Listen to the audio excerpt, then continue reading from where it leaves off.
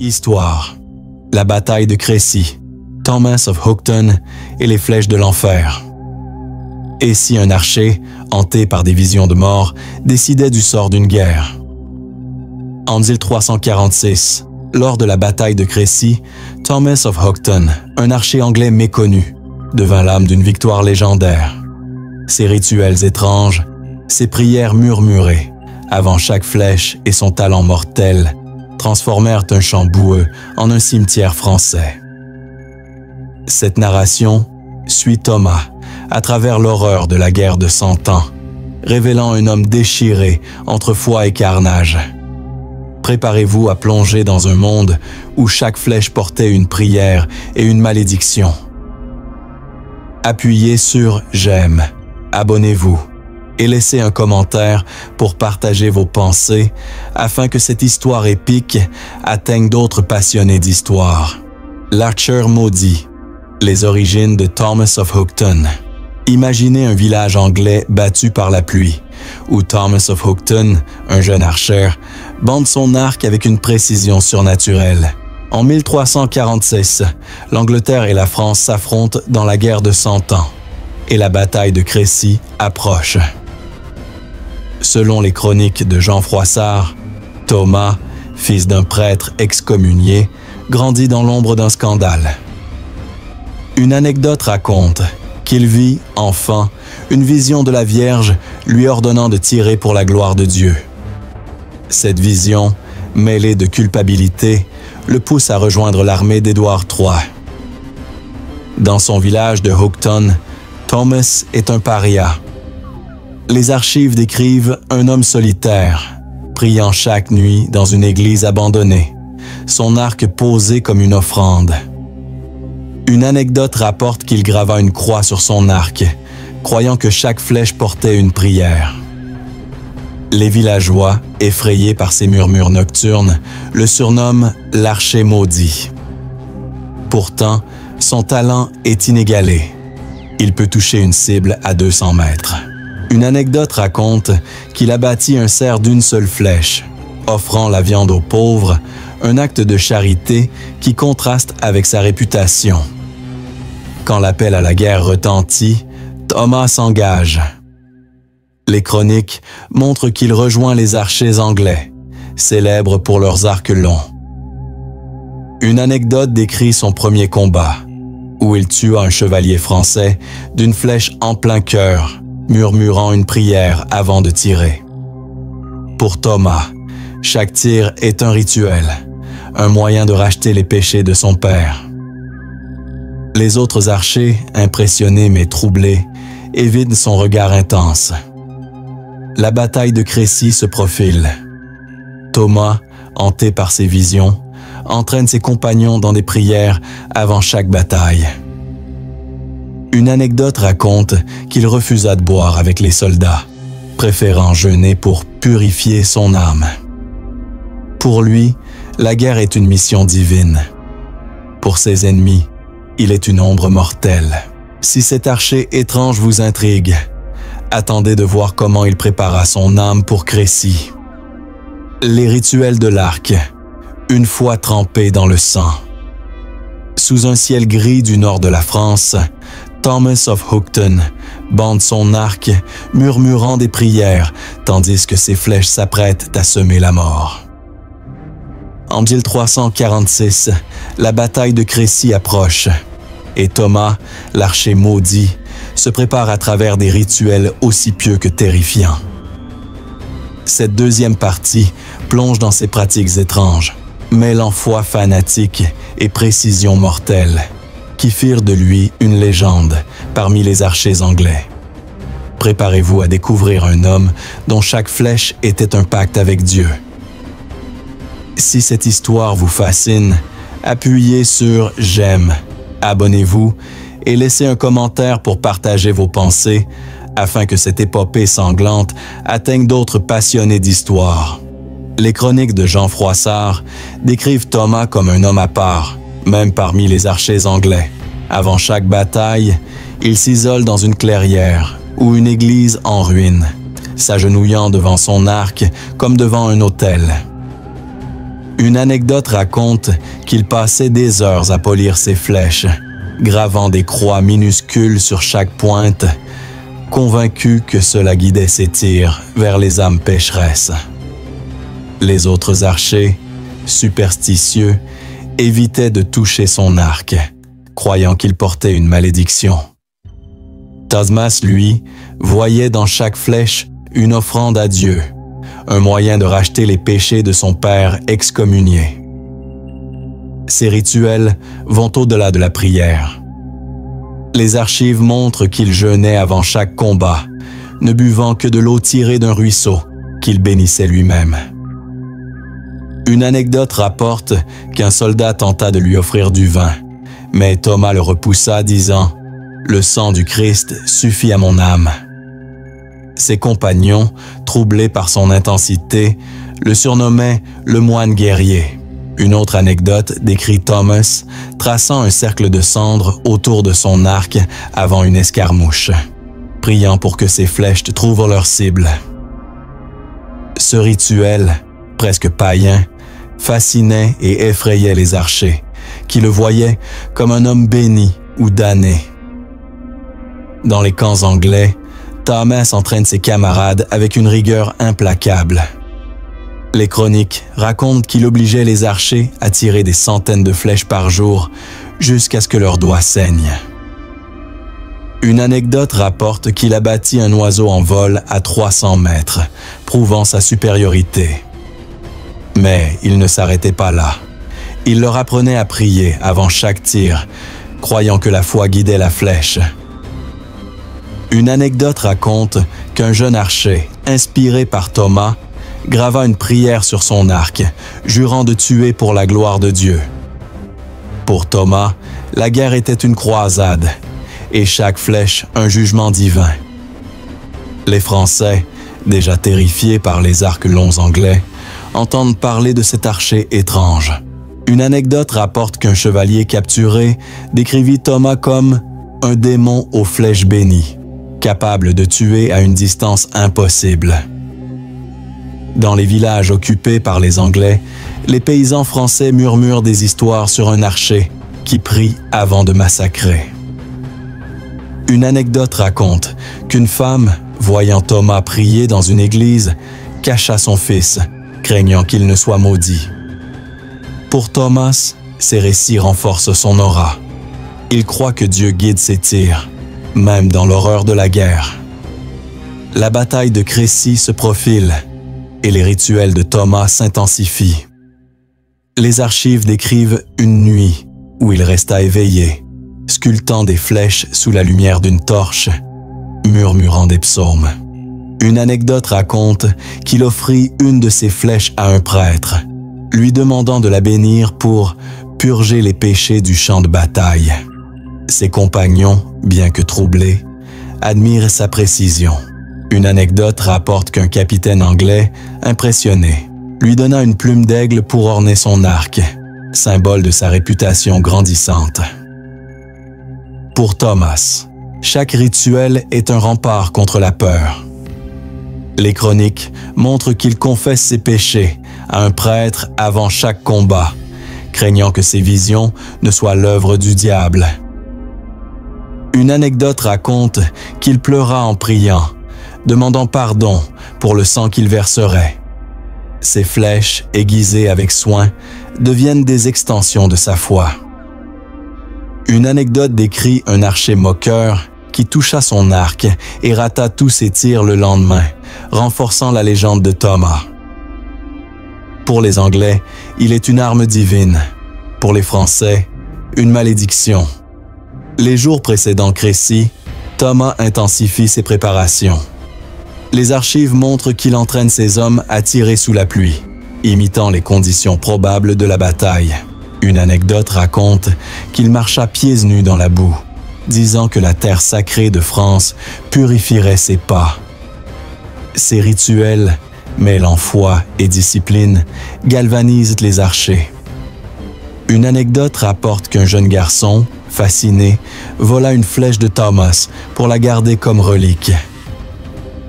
Si ces pratiques étranges vous captivent, attendez de voir comment Tomé se prépara pour l'enfer de Crécy. La marche vers Crécy, un pèlerinage sanglant.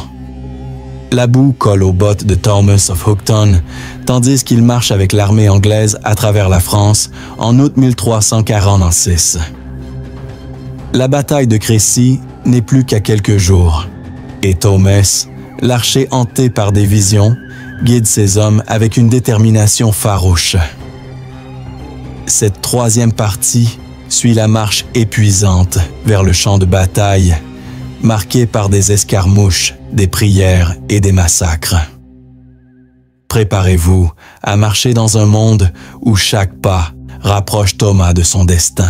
Si cette histoire vous captive, appuyez sur « J'aime », abonnez-vous et laissez un commentaire pour partager vos pensées. Les chroniques de Jean Froissart décrivent l'armée d'Édouard III, épuisée mais résolue, avançant à travers la Normandie. Thomas, parmi les archers, porte son arc comme une croix, murmurant des prières à chaque halte. Une anecdote raconte qu'il s'arrêta dans un village en ruine, bénissant ses flèches dans une fontaine, croyant que l'eau sacrée guiderait ses tirs. Les autres archers, superstitieux, commencent à imiter ses gestes, trempant leurs cordes d'arc dans l'eau. Thomas, avec son aura mystique, devient un guide spirituel pour les hommes terrifiés par la guerre. La marche est brutale. Les archives montrent que les Anglais pillent les villages pour survivre, brûlant fermes et granges. Thomas, partagé entre sa foi et la violence, participe au raid. Une anecdote rapporte qu'il épargna une femme française implorant pitié, mais tua son mari, un soldat, d'une flèche dans la gorge, murmurant une prière pour son âme. Ses compagnons, impressionnés par sa précision, racontent qu'il peut viser les yeux d'un ennemi à 200 mètres. Une anecdote décrit un chevalier anglais offrant à Thomas une pièce d'argent pour une flèche, croyant qu'elle portait la chance. Les escarmouches préliminaires sont sanglantes. Les chroniques racontent que Thomas mène des embuscades contre les éclaireurs français, ses flèches transperçant les armures. Une anecdote rapporte qu'il abattit 3 cavaliers en quelques secondes, chaque tir accompagné d'un murmure, pour Dieu et l'Angleterre. Les Français, terrifiés, commencent à craindre les archers anglais, et Thomas en particulier. Une anecdote raconte qu'un paysan français, capturé, jura avoir vu Thomas prier au-dessus d'un ennemi mort, comme un prêtre donnant l'absolution. Pour Thomas, la marche est un pèlerinage. Les archives montrent qu'il s'arrête dans chaque église croisée, priant pour la victoire. Une anecdote décrit une nuit où il vit une vision de la Vierge, lui ordonnant de tuer pour sauver l'Angleterre. Cette vision, qu'il garde secrète, le pousse à entraîner ses hommes avec encore plus de ferveur. Une anecdote rapporte qu'il obligea un archer blessé à tirer, disant « La douleur est la voix de Dieu ». Ces hommes, bien que troublés, le suivent aveuglément. À l'approche de Crécy, l'atmosphère s'alourdit. Les chroniques décrivent des pluies torrentielles, transformant les chemins en bourbiers. Thomas, imperturbable, marche pieds nus, disant que la boue le rapproche de Dieu. Une anecdote raconte qu'il offrit une flèche bénie à un jeune archer, lui promettant la victoire. Pour les Anglais, Thomas est un talisman. Pour les Français, une ombre mortelle. Si cette marche vous captive, attendez de voir comment Thomas affronta l'enfer de Crécy. L'enfer de Crécy, les flèches de la mort. Le 26 août 1346, le champ de Crécy est noyé sous une pluie battante, et Thomas of Houghton, arc en main, se tient prêt à déchaîner l'enfer. La bataille de Crécy commence, et les archers anglais, menés par des hommes comme Thomas, transforment un coteau boueux en un charnier. Cette quatrième partie plonge dans le chaos de la bataille, où les flèches de Thomas, guidées par sa foi, sèment la mort parmi les Français. Préparez-vous à entendre le sifflement des flèches et les cris des mourants. Si cette histoire vous bouleverse, appuyez sur « J'aime », abonnez-vous et laissez un commentaire pour partager vos pensées. Les chroniques de Jean Froissart décrivent une bataille brutale. Les Français, confiants avec leurs chevaliers en armure, chargent l'armée anglaise. Mais les archers, positionnés sur une colline, les accueillent avec une pluie de flèches. Thomas, au cœur de la ligne, tire sans relâche, chaque flèche accompagnée d'une prière murmurée. Une anecdote raconte qu'il a bâti un chevalier français à 250 mètres, la flèche perçant son aume, et murmura « Dieu guide ma main ». Ses compagnons, galvanisés, tirent à ses côtés, transformant le champ en un tapis de corps. La pluie rend le terrain glissant, mais Thomas reste inébranlable. Les archives montrent qu'il dirige une unité d'archers, criant des ordres entre deux tirs. Une anecdote rapporte qu'il sauva un jeune archer, blessé par une flèche française, en le traînant derrière un arbre, tout en continuant à tirer. Les Français, pris au piège, chargent à plusieurs reprises, mais les flèches de Thomas et de ses hommes les fauchent. Une anecdote raconte qu'un noble Français, voyant ses hommes tomber, cria que les archers anglais étaient nés des démons. Les rituels de Thomas persistent même dans le chaos. Les chroniques décrivent une pose où il s'agenouille, priant au milieu des cris, une flèche ensanglantée à la main. Une anecdote rapporte qu'un archer, épuisé, refusa de tirer, mais Thomas le força, disant « Chaque flèche est une prière pour l'Angleterre ». Sa précision est terrifiante. Une anecdote raconte qu'il tua un porte-étendard français, faisant s'effondrer le moral ennemi. Les Français, dépassés, commencent à fuir, mais Thomas continue, ses flèches ne manquant jamais leur cible.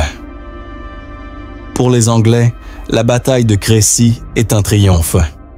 Les archives montrent que les archers, grâce à des hommes comme Thomas, déciment l'élite française.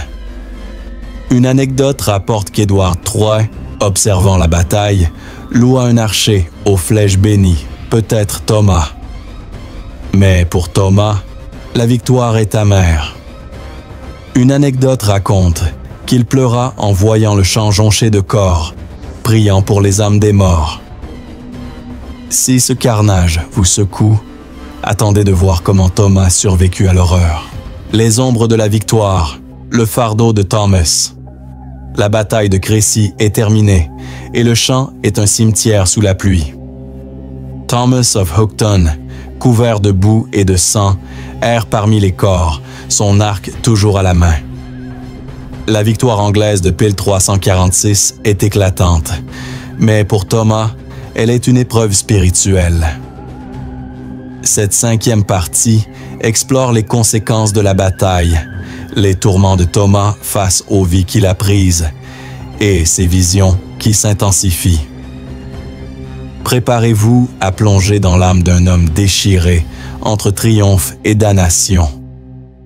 Si cette histoire vous touche, appuyez sur « J'aime », abonnez-vous et laissez un commentaire pour partager vos pensées.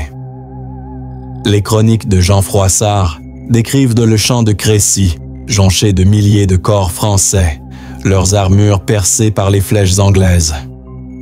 Thomas, épuisé, ramasse ses flèches parmi les morts, murmurant des prières pour chaque âme.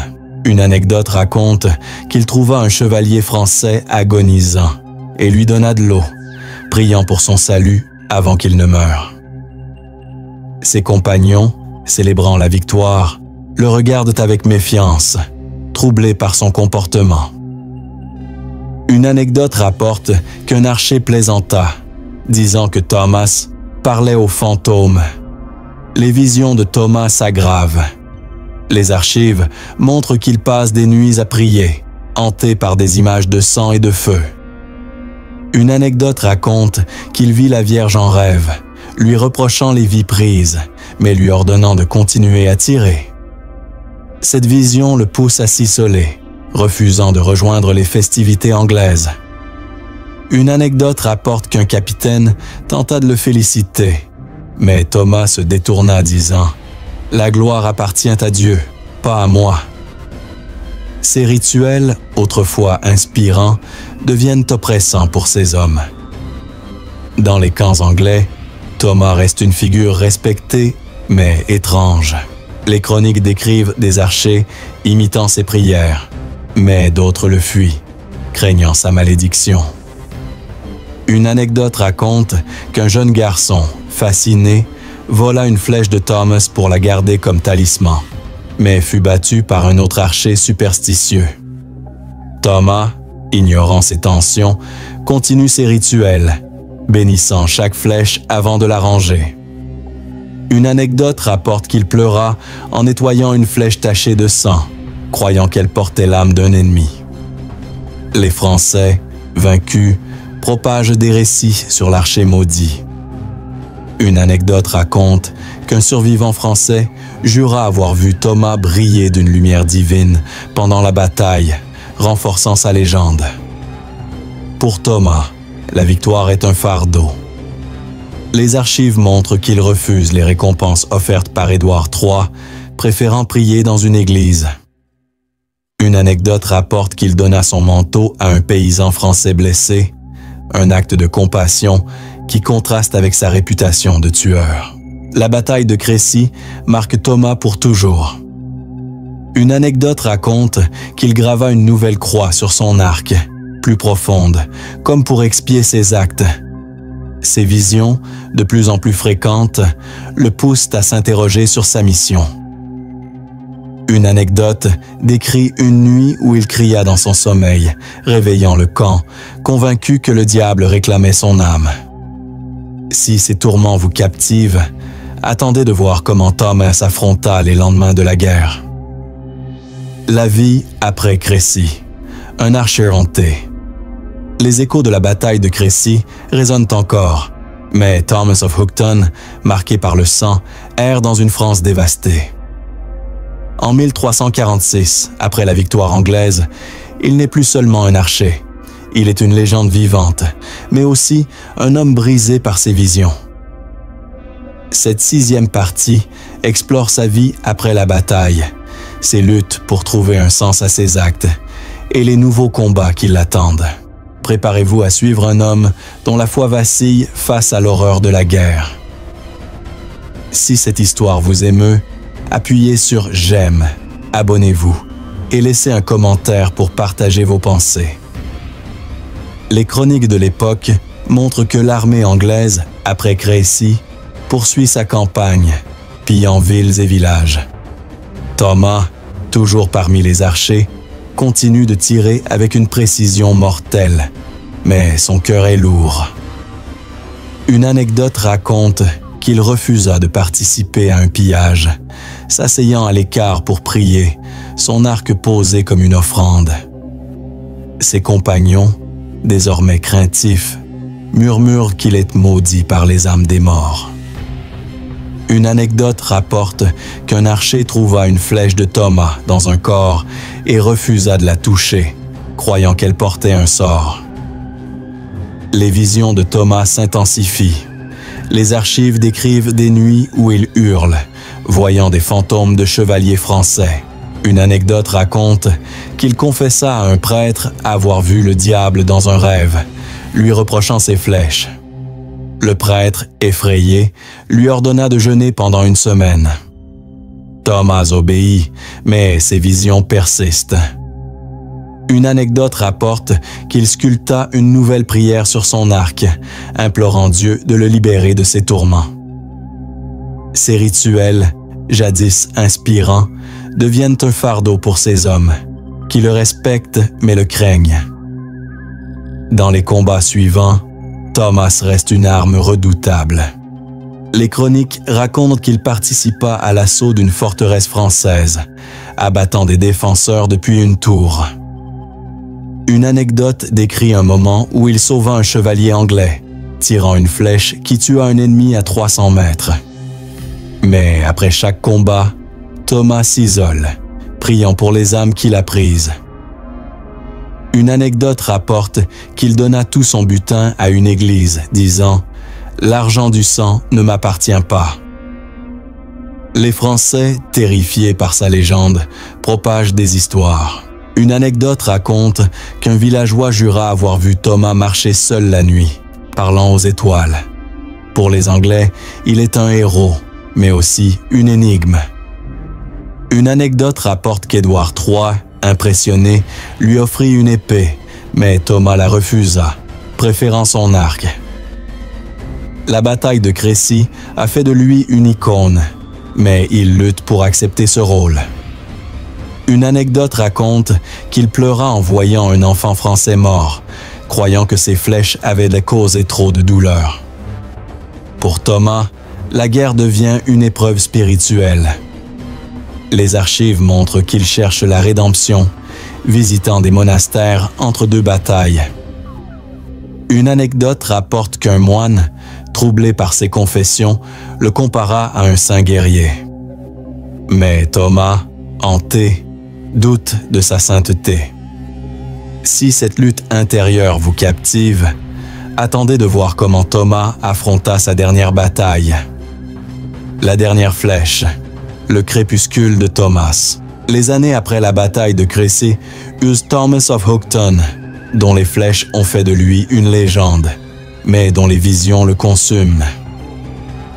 En 1347, alors que la guerre de Cent Ans continue, Thomas, vieilli avant l'âge, affronte sa dernière bataille. Cette 7e partie explore ses ultimes combats, sa quête désespérée de rédemption et les mystères entourant sa fin. Préparez-vous à suivre un archer dont chaque tir est un cri vers le ciel.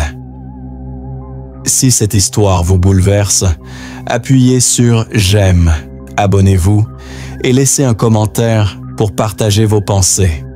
Les chroniques de l'époque sont floues sur les dernières années de Thomas, mais elles montrent qu'il participe à la prise de Calais, un siège brutal. Une anecdote raconte qu'il tira une flèche qui tua un commandant français, murmurant une prière alors que l'homme tombait. Mais ses visions s'aggravent. Il voit des anges et des démons sur le champ de bataille. Une anecdote rapporte qu'il s'effondra après un tir, criant qu'un ange lui avait ordonné d'arrêter. Ses compagnons, désormais habitués à ces crises, le protègent, mais murmurent qu'il est possédé. Thomas cherche la paix dans la religion. Les archives décrivent ses visites fréquentes à des églises, où il confesse ses péchés. Une anecdote raconte qu'il offrit son arc à un monastère, mais le reprit, disant « Dieu me demande encore de tirer ». Ses rituels deviennent plus intenses. Il jeûne jusqu'à l'épuisement, sculpte des prières sur ses flèches et prie à genoux dans la boue. Une anecdote rapporte qu'un prêtre refusa de l'absoudre, terrifié par ses confessions de meurtre. Dans sa dernière bataille, Thomas brille une ultime fois. Les chroniques racontent qu'il mena une embuscade contre un convoi français, ses flèches abattant des dizaines d'ennemis. Une anecdote décrit un moment où il sauva un jeune archer, prenant une flèche française dans l'épaule pour le protéger. Blessé, il continue à tirer, chaque flèche accompagnée d'un murmure.